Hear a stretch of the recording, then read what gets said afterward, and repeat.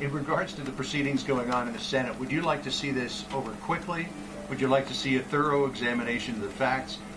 What did you make of the dust-up between the White House counsel Pat Cipollone and Gerald Nadler last night? And are you absolutely against John Bolton testifying? Well, you're asking a lot of questions. First of all, Gerald Nadler, I've known him a long time. He's a sleazebag. Everybody knows that. Pat Cipollone is a high-quality human being. I was very impressed with Pat. He had great emotion yesterday.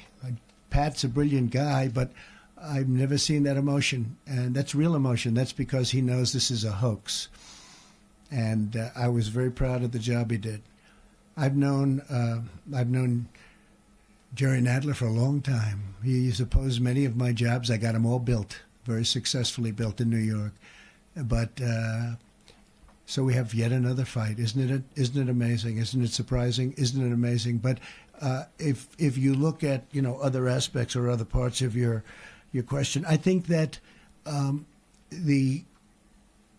would rather go the long way. I would rather interview Bolton.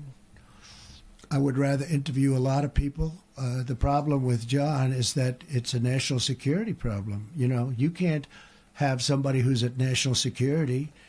And if you think about it, John, he knows some of my thoughts. He knows what I think about leaders. What happens if he reveals what I think about a certain leader and it's not very positive and that I have to deal on behalf of the country? It's going to be very hard. It's going to make the job very hard. He knows other things. And I don't know if we left on the best of terms. I would say probably not, And so you don't like people testifying when they didn't leave on good terms, and that was due to me, not due to him. And so we'll see what happens. But when you have a national security, you could call it presidential prerogative. You could just call it, the way I look at it, I call it national security for national security reasons. Executive privilege, they say.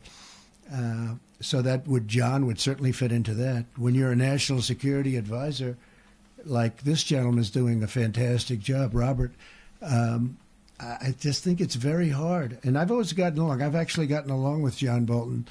He didn't get along with other people, a lot of other people. But when he knows my thoughts on certain people and other governments, and we're talking about massive trade deals and war and peace and all these different things that we talk about, that's really a very important national security problem, I think, having somebody.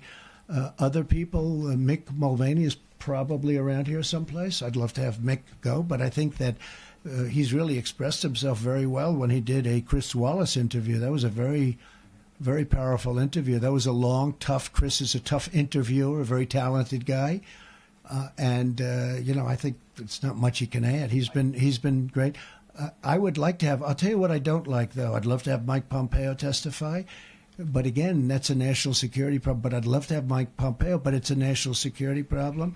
I'd love to have Rick Perry. Rick Perry has asked me, I'd love to testify. Please let me testify. Because he knows this is all a hoax. He understands it better than most. And Rick Perry would love to testify. But we're dealing with national security. We're dealing with one other thing. Our country's been tied up with this hoax from the day I came down the escalator. We've been fighting it. I've been fighting it from the day I've been elected.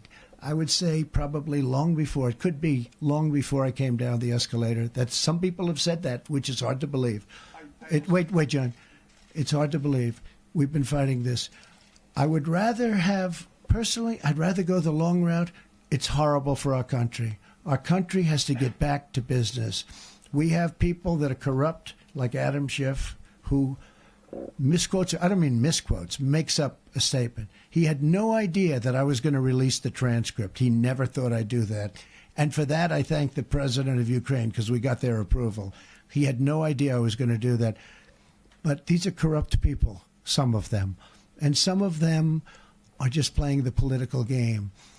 But if you look at the poll numbers, my poll numbers are the highest they've ever been. If you look at the funding numbers, if you look at what the money raised by the Republican Party has just set a record. Nobody's ever done this before. It's because of the impeachment hoax.